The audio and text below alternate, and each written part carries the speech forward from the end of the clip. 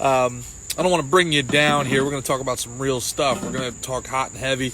Tyler Skaggs, for those of you that don't know, he was a pitcher for the Los Angeles Angels of Anaheim, and he was 27 years old, and he was found dead about 2 months back of mysterious circumstances, tragic circumstances, and it just was released today that he had died of a accidental overdose of fentanyl and Oxycontin, and there's probably some alcohol in his system as well. Now, I played ball, as I tell you guys every chance I can. And when I was younger, I was really ardently opposed to any sort of empathy for this sort of addiction. I felt like it was a choice. I felt like these people were exploiting their loved ones, and I could not have been more wrong. In the 10 years now since I've played, I've played with so many guys.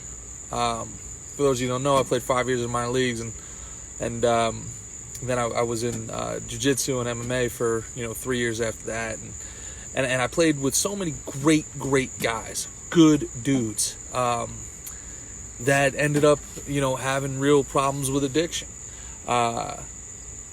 Guys I played football with in high school, and you always have this idea in your head of what an addict is. You have this idea of this derelict, this awful person from this awful family, this trash, that you don't want to be anywhere near them because they might infect you with their horrible existence, and it's just it's so heartbreaking what's happening all across America. I live in New Jersey, Ocean County, New Jersey, Monmouth County, New Jersey, really all in New Jersey, but Ocean and Monmouth County, the Route 35 corridor, my hometown of Old Bridge. We have been hit just so hard with this opioid crisis. And it starts off, I'm telling you, innocuously. I can tell you from my personal experience, I didn't have any issues with opioids, but I did have an issue with a drug called Celebrex. For you folks that don't know, it was an anti-inflammatory. I don't think you can even get it anymore because basically it melted your insides. But you know what it did? It made me able to play. So when I was playing, it was 2009. I was in Lancaster. I was having a really good year. And it was the first time, that I'd been in professional ball where I was getting regular playing time, and I was getting an opportunity to finally show what I could do. And I was hitting the ball well, and, my shoulder just started really, really bothering me. And the problem when you get to the professional level, or really even the college level, is if you come out of the game really good waiting to go into the game. So it's not like, oh, okay, well, I'll just leave the game and then somebody really good will come. No, if you leave because of an injury, there's a very real possibility that you will lose your job and your dream is over because there's somebody really, really good behind you. So what you do is you do whatever it takes to get on the field. And for me, it was Celebrex, Greenies, whatever it took, Adderall, whatever it takes to get through those 3 hours, play, and then we'll figure it out tomorrow. All right. And now I had no concept that I was getting any sort of, dependency on Celebrex. It's not a drug that gets you high. It's nothing you're going to party with. It's nothing like that. It's an anti-inflammatory, right? And it wasn't until after the season was over and I was home and I was with my father, and every day, right around 2 o'clock every day, I was like, oh my God, my shoulder is absolutely killing me. Like, what's going on? And my father, who worked for the DEA at the time, says, have you been taking anything?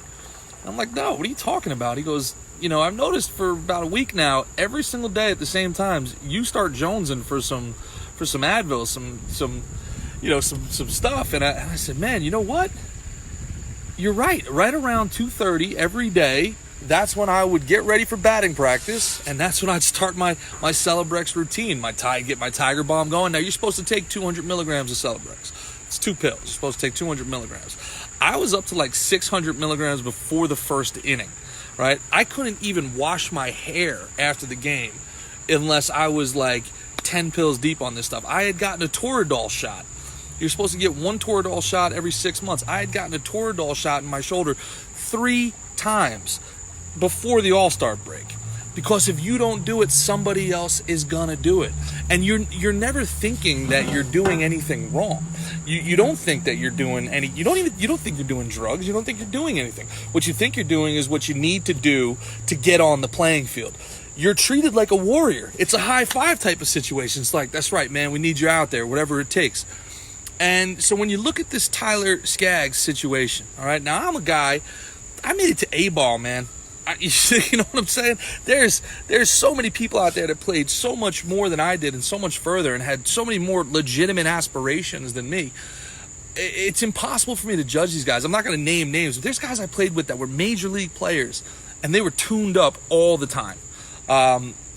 There's pitchers especially that I played with, guys with big league, like years of big league dirt in their spikes. And their backpacks were walking pharmacies. And it was sad. It was sad, but it's sad looking back on it now. At the time, nothing was sad about it. Nothing was weird about it. It was like, hey, go see blah, blah, blah for the Vicodin. Go see blah, blah, blah for the Percocet. And I didn't do that stuff, not because I was opposed to it, but because it made me loopy. Right? So you do the Celebrex, and that would bring you down a little bit. So then if you couldn't find an Adderall, you couldn't find a greenie, you'd throw a plug of tobacco in there to bring you back up. And again, this is every day. Every day we take pre-workout before the game. We take pre-workout to work out. Then you're jacked up after a game. It's 11 o'clock at night. You got to go to sleep. So a lot of guys would take Ambien to go to sleep. And it's this cycle every day. Every day. You can't sleep on a bus. You can't sleep on a plane. It's impossible. You take something to go to sleep. Then you got to wake up. You got to get going. You got to get your workout, and you take something to wake up. Then you got to recover because your body's breaking down. So you got to recover. So you take something to recover. And this is every day. Every day. Every day. Every day. Every day. This is athletics in America. This is what it takes. And the issue with it is nobody cares what the circumstances are. So when I look at something like Tyler Skaggs, and I'm hearing all these hot takes starting already about, I've heard every hot take from he needed Jesus to he didn't care enough, he was selfish. Any hot take you can think of is out there. And I really don't think that's what it is. You know what I think? I think somewhere along the line, Tyler Skaggs got hurt. Like every single pitcher I've ever played with. Every one. Every pitcher that threw in the 90s that I played with got hurt. Every one of them. And you know what I think happened when he got hurt? I think he had to rehab.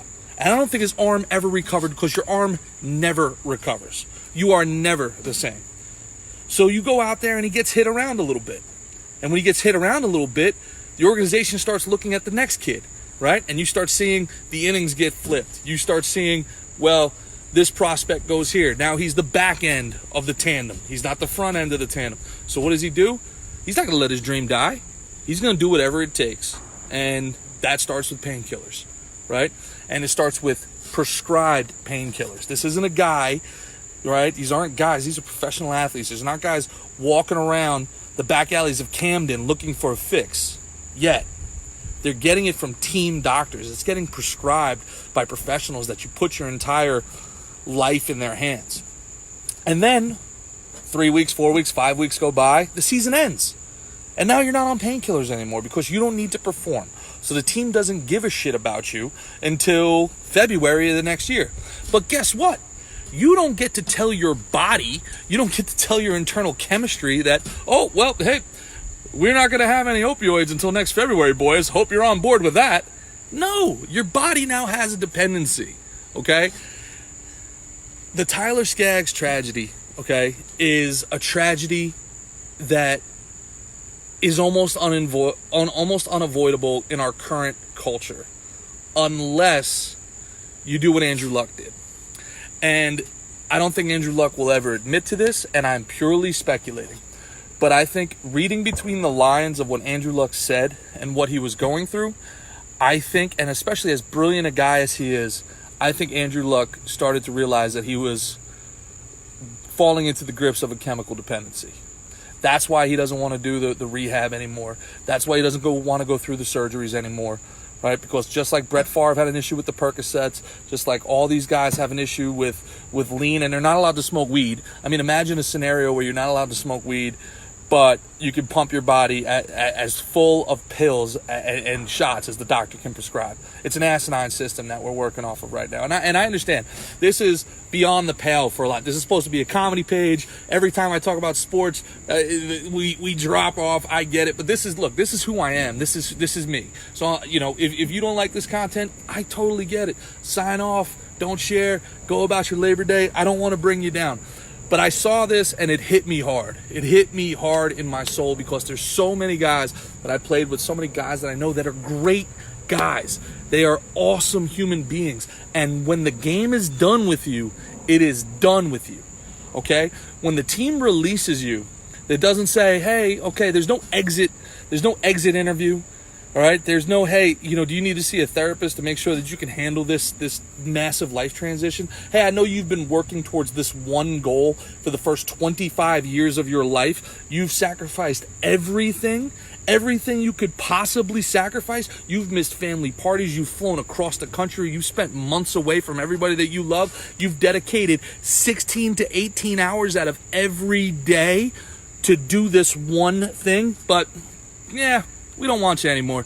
So, best of luck to you. Hope it works out. Enjoy selling real estate at best. No, when the game is done with you, it is done with you, okay?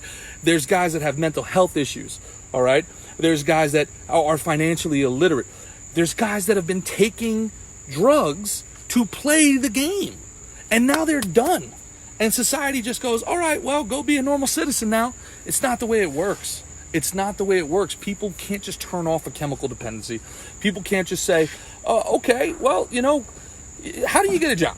All right, how do you get a job if you were an athlete and this is all you've done for 25 years? Well, you walk in, all right, and look, I understand this is a boo-hoo situation. Boo-hoo, you had it so well, blah, blah, blah. It's very, very hard for somebody that was a first-round draft pick, made $1 million, which, by the way, that $1 million is gone, right? It's gone by the time they're 25 because they have no other source of income, right? They're 25 years old. They paid everything off of their family. They got rid of their family's debts. Now they're 25. They come out, and what are their life skills? Well, I need a job where I can beat the shit out of something with a bat. Yeah, anybody hiring? I can throw an 8-ounce rock pretty much wherever I want from 60 feet. What? You're telling me I can't sell financial products like that? You have no life skills. You have no life skills. All right? So these guys come out with chemical dependency, no life skills. This is why bankruptcy is so high.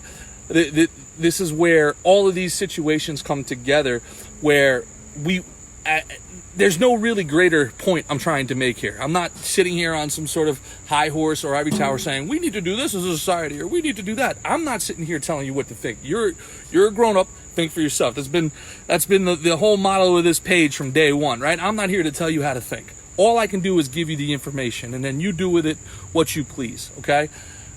But I'm telling you, just think twice about the way that you think about Tyler Skaggs, the way that you think about Andrew Luck. Andrew Luck was going through so much stuff for 6 years. Broken ribs, busted spleen, broken ankle. And what it takes to get back from that and play at the highest level is turning your body into a freaking chemistry set. And that's just the truth of the matter, all right? Tyler Skaggs, people are going to see this and they're going to condemn that guy. They're going to go after his family. I've seen it already, all right? And what happened is a tragedy. But if this dude, with all the money in the world, all right, all the brightest future possible, he's not a dumb guy, okay? If he can't get out of the grip of opioid, okay? If he can't get out of the grip of fentanyl, look at what fentanyl has taken from us as humanity, as a society in the last, 3 years? Prince, David Bowie, Lemmy, obviously Tyler Skaggs. How many other millions and millions of people that we don't even know about, right? If these people at the absolute top of their game that have everything possible to live for can't get the claws of the opioids out of them, what can we do? What can we do to help each other? What can we do to help these people? I've gone through addiction with people close to me, and it is the most helpless feeling in the world. And the way I handled it in the beginning was wrong. I got angry at these people. I got mad at them. I said, what's wrong with you, man? How hard is it to not do heroin? What the hell is wrong with you? I like to drink a beer. Why can't you just not? When I know when I can and can't drink beer. Why can't you just know when and when you can't take it? And it's just wrong. We're all going through this together. We're all kind of learning on the fly here. Like, what do you? And yeah, sorry, apologize for my ingrown hair there. It's I'm having a Buddhist holiday, I guess. You have to be empathetic, but you have to at the same time understand that it's a coin toss. And unless they can leave that death grip that these opioids have them in, they're going to end up the same way Tyler Skaggs ended up. And it's a tragedy, and it's happening every day across this country. I've buried 7 friends from this stuff. And I'm almost lucky. Because I know there's people that have seen it a lot worse. It's happened with people in my family. It's happened with some of my best friends. It's happened with people that I care so much about. And good people. It's not bad people. These aren't people that were derelicts. These weren't people that are in and out of jail their whole lives. These weren't people that you saw it coming and saying, well, saw that, yeah, well, no, these were good people. And they still are good people, but they're in the grips of a demon. I mean, there's no other way to describe it. It's a demon. It's a demon. And people can say things like, well, just don't do it the first time. Just don't do it the first time. And I used to be one of those people. But I also think I've come to realize when you roll up a joint and you start smoking something, you're cognizant of I'm doing drugs at this moment, right? You see a line of something out on a table and you put your nose to a table and you snort. You're incredibly cognizant that entire time that I'm doing drugs. But if you're a kid, you're 18, 19, 20 years old, and all you want to do is play ball, but your body is breaking down, and a doctor hands you a pill. Well, you've been taking pills your whole life. You've been taking medicine from a doctor your whole life. You've been popping Advil since you were a baby, right? Johnson & Johnson's baby aspirin. You've been popping baby aspirin. You've been taking Dynatap. You've been taking medicine your whole life. I don't think people are cognizant that at that moment when they just take a pill, it's 50-50, man. It's 50. Unless you are completely and totally cognizant of how powerful the what you are consuming is, it's 50-50. Okay. And for a guy like Tyler Skaggs, it is just such a tragedy. It's such a tragedy. A young man, bright future. Everybody seemed to really like him. All of his teammates seemed to really like him. And it got him. Fentanyl got him. 27 years old. Big league pitcher. Got him. Doesn't discriminate. It doesn't discriminate. So I guess this weekend, Labor Day weekend, you're going to be around friends. You're going to be around family. You can use the Andrew Luck situation. I guess how I can wrap this thing up and bring it home. You can use the Andrew Luck situation to maybe broach an uncomfortable topic with somebody that you love, somebody that you care for, a friend, a family member, somebody that may be going through something, somebody that may be, losing control of the situation a little bit. And you could talk about Andrew Luck. You could say, look, he walked away. He walked away from everything because his future was more important than the present, right? His immediate present did not outweigh the long-term effects this was going to have on his future, his ability to have a family, right? If you know somebody that's turning their body into a chemistry set, you gotta have some tough conversations. You gotta have some awkward talks, and it's gonna be bad before it gets good, if it gets good at all. But you won't be able to live with yourself if you didn't. And right now there's an opportunity when, one, you're going to be together, friends and family, on a holiday weekend. Two, there's 2 things in the news that you could really use to start a conversation. Again, I don't want to bring anybody down. I do want to wish everybody a happy Labor Day despite this talk. And I do hope everybody is safe and happy out there. And I want to thank everybody for continuing to support the page and continuing to come to the shows and follow on Instagram and all that other stuff. But I did want to talk a little bit about something that I've seen firsthand. You know, if you have athletes, if you have young athletes at home, if you're friends with athletes, if you're raising athletes, this is a reality of the situation. You can't not talk about it. You can't not talk about setting expectations and understanding situations. This is very, very real. And I love sports.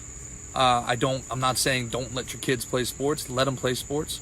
Encourage them to play sports. But just understand that there's a toxic underbelly here that you just need to be aware of. And a guy like Andrew Luck needs to be applauded. Stepping away for 2 years, he'll be back. We all expect him to be back, right? But stepping away for 2 years and allowing his body to recover and not taking whatever medications he was taking, whatever shots he was taking, whatever pills he was popping to continue to mask the pain in order to play, may have saved his life. And that's not hyperbole. The Tyler Skaggs situation, you know, it's tragic, but it's far more common than anybody cares to admit. So this is Gerard Haran.